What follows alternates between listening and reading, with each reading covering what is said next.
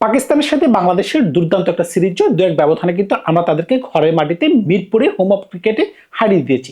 দুর্দান্ত শব্দটাকে ইউজ করা যাবে? আমরা খেলার মাঠে যে দুইটা বিতর্ক জন্ম দিলাম, প্রথমত আমরা সালমান আগেকে খেলার মাঠে যেভাবে বিতর্কিতভাবে আউট করলাম, যার কারণে সমগ্র ক্রিকেট বিশ্ব আলোচনা করতেছে Mehedi Hasan Miraz as a captain তার কি উচিত হয়েছে এভাবে আউট করাটা।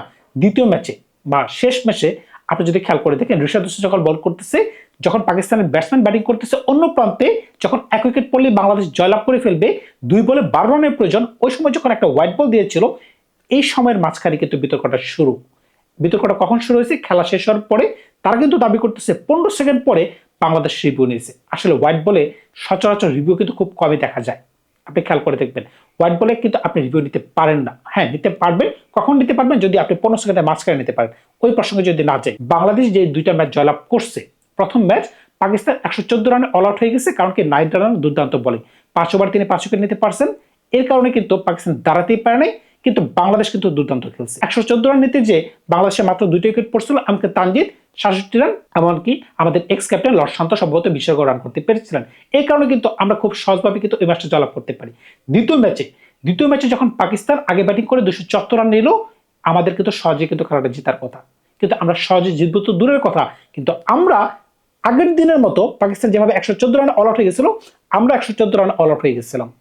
তৃতীয় ম্যাচের কথায় আসেন, যেখানে সাইফ আর তানজিদ দুর্দান্ত একটা স্টার্ট আনতে পেরেছিল, আমাদের 17তম ওভারে 100 রান করতে পেরেছিলাম, যেখানে 40তম ওভারে 220 রান আমাদের স্কোরবোর্ডে আছে, এমনকি 7টা থেকে 8টা উইকেট আমাদের হাতে, কিন্তু আমরা কোনো রকমের 290 পর্যন্ত যাইতে পারলাম। কেন?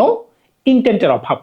এমনকি যে ব্যক্তি সেঞ্চুরি করতে পারছে তানজিদ, প্রথমে 50 যে গতিতে তিনি করতে পারছেন, এরপরে তিনি ব্যক্তিগতভাবে মাইলস্টোন করার জন্য কিন্তু খেলাটাকে স্লো করে দিয়েছেন।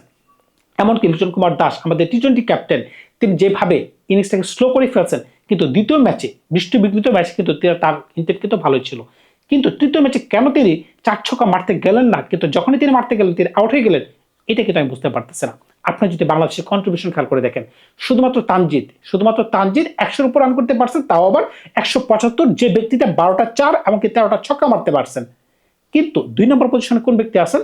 2 নম্বর পজিশনে আছেন লিটন কুমার দাস, শুধুমাত্র 85 রান। কোথায় 175 আর কোথায় শুধুমাত্র 85 রান। 3 নম্বর পজিশনে তহিদ হৃদয়, আমাদের মিডল অর্ডার স্তম্ভ, তিনি 76 রান। আমাদের লর্ড শান্ত, তার সম্ভবত 54 বা 55 রান। আমাদের সাইফ হাসান 52 রান, 3 ম্যাচে 52 রান। বুঝতে পারতেছেন? এমনকি আফিফ হোসেন, যাকে আমরা অনেক আশা ভরসা নিয়ে প্রায় 1.5 বছর পরে জাতীয় দলে ঢুকাইলাম, তিনি নিতে পারছেন 19টা রান। রিমেম্বার, 19টা রান তিনি নিতে পারছেন। সুতরাং আপনি যদি বলেন বাংলাদেশ খুব দাপটভাবে জয়লাভ করছে, আর যদি বোলিংয়ে আসেন, নাইট রানা প্রথম ম্যাচে 5 উইকেট নেওয়ার কারণে তিনি সর্বমোট 8টা উইকেট নিতে পারছেন। তাসকিন প্রত্যেকটা ম্যাচে মোটামুটি ভালো বোলিং করে গেছে, গত ম্যাচে 4টা উইকেট নিতে পারছেন, এই কারণে তার উইকেট আছে 6টা। এইভাবে যদি আপনি হিসাব করতে যান, আপনি মোস্তাফিজের 5টা উইকেট আছে, রিশাদের 4টা উইকেট আছে, এমনকি আমাদের ক্যাপ্টেন মেহেদী হাসান মিরাজের 5টা উইকেট আছে। এগুলো হচ্ছে দলগতভাবে কন্ট্রিবিউশন, এই কারণে কিন্তু আমরা 2-1 ব্যবধান তাদেরকে হারাতে পারছি। কিন্তু শেষ ম্যাচে আমাদের ইন্টেন্ট কিরকম ছিল? আমরা যেখানে 16তম ওভার বা 17তম ওভারে 100 করতে পারছি বিনা উইকেটে, এরপরে যখন আমাদের ব্যাটসম্যানগুলো খেলতে আসলো, তখন কেন ইনিংসটাকে এভাবে স্লো করে ফেললো? এমনকি ব্যক্তিগত মাইলস্টোন কেন আমাদের জন্য এতটা গুরুত্বপূর্ণ? আমরা কিন্তু বিশ্বকাপের মঞ্চে দেখেছি, কাকে দেখেছি? সঞ্জুকে দেখেছি, যে কিনা ইচ্ছে করলে 2টা সেঞ্চুরি মিনিমাম করতে পারতেন, 2টা সেঞ্চুরি তিনি বিসর্জন দিয়ে দিয়েছেন, কারণ কি তিনি ব্যক্তিগত কোনো মাইলস্টোনের দিকে তিনি আগান নাই। কিন্তু আমাদের ব্যাটসম্যানরা কেন এতটা সেলফিশ হয়ে যায়? এক পর্যায়ে 2 বলে তাদের 12 রানের প্রয়োজন, লাস্ট ওভারে 14 রানের প্রয়োজন, ওই সময় কিন্তু রিশাদ হোসেন বল করতেছে। তার মানে কি আমাদের ক্যাপ্টেন্সিতে প্রবলেম আছে? ক্যাপ্টেন্সি যদি একটু ভালো করে করতে পারতেন, তাহলে লাস্ট ওভারে কিন্তু স্পিন বলার আনতে হয় না। আপনি খেয়াল করে দেখবেন, যে ব্যাটসম্যানটা অপর প্রান্তে দাঁড়িয়ে ছিল শাহিন শাহ আফ্রিদি, বর্তমান যুগে তাকে কিন্তু শুধুমাত্র বলার বললে চলে না, তিনি কিন্তু অলরাউন্ডার। তার মাঝখানে কিন্তু ওই ধরনের হার্ড হিটিং করার ক্ষমতা আছে, যে কিনা একটা ওভারে 2টা ছক্কা মারতে পারেন। সুতরাং বুঝতেই পারতেছেন বাংলাদেশ কিন্তু চালে ভুল করে ফেলছে, অল্পের জন্য কারেন্ট মিস দিয়ে গুলি গেছে। এই সিরিজটা কিন্তু আমরা হারতে পারতাম যদি তিনি ব্যাটে বল লাগাইতে পারতেন। প্রেশার মাঝখানে হয়তো নিতে পারেন, অন্যদিন কিন্তু সুযোগ পেলে তিনি কিন্তু ঠিকই মেরে দেবেন। এখন এরকম একটা অবস্থায় আপনি আফিফের পারফরমেন্স দেখছেন, আপনি সাইফের পারফরমেন্স দেখছেন, তারা খুবই বাজে খেলতেছে। তাইলে আমাদের দলে আর যে 4 জন ব্যাটসম্যান বা বলার দলের মাঝখানে বসেছিল, আপনি যদি খেয়াল করে দেখেন, শরীফুল ইসলাম, তাকে তো আমরা সুযোগ দিতে পারতাম, দেই নাই। মাহিদুল ইসলাম অঙ্কন, তাকে আমরা সুযোগ দেই নাই। এমনকি ওপেনিং এ সৌম্য সরকার, যে ব্যাটসম্যানটা গত সিরিজের লাস্ট ম্যাচে যখন আপনি 91 রানের একটা দুর্দান্ত ইনিংস খেলেছিলেন ওয়েস্ট ইন্ডিজের বিপক্ষে, তাহলে কি কারণে এই প্লেয়ারটাকে সাইফের ফর্ম না থাকা সত্ত্বেও একটা ম্যাচে আমরা সুযোগ দিলাম না? তাহলে কেন আমরা তাকে দলে রাখলাম? শুধু 11 জনকে নিয়ে আমরা রাখতাম। ইনজুরি হলে কাউকে দলে ঢুকাবো, তিনি যে অফ ফর্মে আছেন তাহলে কেন আমরা ঢুকালাম না? আমাকে মাহিদুল ইসলাম অঙ্কন, তিনি মিডল অর্ডারে ভালো খেলতে পারেন। যেহেতু আফিফ মাত্র 1 থেকে 2টা ওভার বোলিং করতে পারছেন এই সিরিজে, তাকে তার অলরাউন্ডার বলা যাচ্ছে না। তাহলে মাহিদুল ইসলাম অঙ্কনকে কেন একটা ম্যাচে আমরা সুযোগ দিলাম না? এই প্রশ্ন উত্তরগুলো কি আছে আপনাদের কাছে? এমনকি গত সিরিজে যখন আপনি ওডিআই ফরম্যাটকে আপনি ভিন্নভাবে দেখতে হবে, টি20 ফরম্যাটকে ভিন্নভাবে দেখতে হবে, টেস্ট আপনাকে ভিন্নভাবে দেখতে হবে। যেহেতু জাকির আলী ওডিআই ফরম্যাটে সবচেয়ে ভালো ব্যাটিং করতে পারতেছে বিগত 1 থেকে 2 বছরের মাঝখানে, তাহলে কেন এই প্লেয়ারটিকে ওডিআই ফরম্যাট থেকে আমরা বের করে দিলাম? হয়তোবা তাকে রাখলে আমাদের 6 নম্বর পজিশনে একটু ভালো আমরা ব্যাটিং করতে পারতাম। আপনি খেয়াল করে দেখেন, গতকালকে যখন আমাদের 4 উইকেট পড়ে গেছে, আমি কিন্তু ঠাস করে রিশাদ হোসেনকে ব্যাটিং করতে নামাই দিলাম। কারণটা কি? তিনি স্লক করতে পারেন। যদি তিনি বল করে উইকেট নিতে না পারেন, আর যদি শুধুমাত্র তার ব্যাটিং এর জন্য আমরা তাকে নেই, কোন ধরনের ব্যাটিং এর জন্য? স্লগার ব্যাটিং এর জন্য, তাহলে কিন্তু আমরা কিন্তু চালে ভুল করতেছি। কারণটা কি? আপনি কিন্তু 10 দিনের মাঝখানে সর্বোচ্চ একদিন তার থেকে আপনি রান পাবেন, তাও আবার কোন ধরনের রান পাবেন?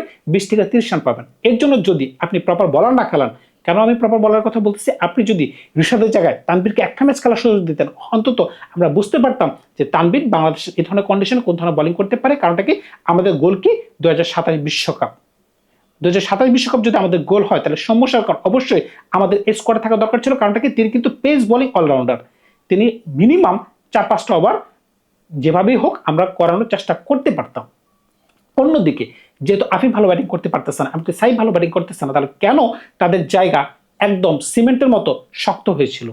বাংলাদেশ ক্রিকেট টিম কেন তাদেরকে একটু সুযোগ দিল না? এখন আপনি কি কোনোভাবে বলতে পারতেছেন বাংলাদেশ 10-এর মাঝখানে 10 আউট অফ 10 পাইছে সিরিজ চলাবের পরও?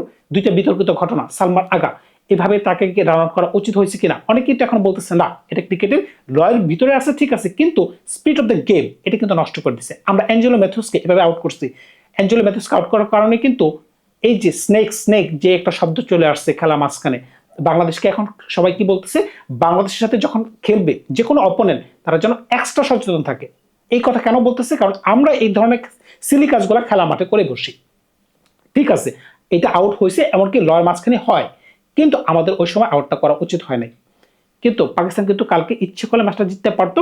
দুর্দান্ত একটা ইনিংস কিন্তু সালমান আগে খেলছেন। কারণটা কি? এর আগের দিন যে একটা রাগ তার মাঝখানে ছিল, কারণটা কি?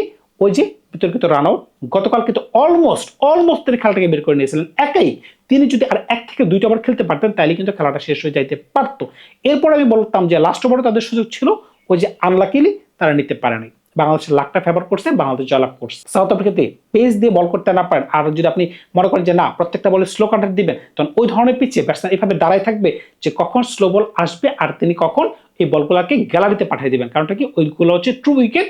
এখানে মনে করেন বাংলাদেশের পিচগুলোতে যেভাবে বল ফাইসা আসে, বল আসলে আসলো, না আসলে আসলো, একটা অতিরিক্ত বাউন্স, একটা লো বাউন্স, ওই ধরনের পিচে কিন্তু এই ধরনের বাউন্স উৎপন্ন হয় না, একদম ট্রু বাউন্স হয়।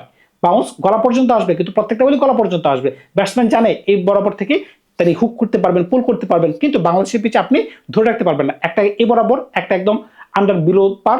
এই কারণে কিন্তু বাংলাদেশের পিচগুলোতে অত্যাধিক রান করা সম্ভব হচ্ছে না।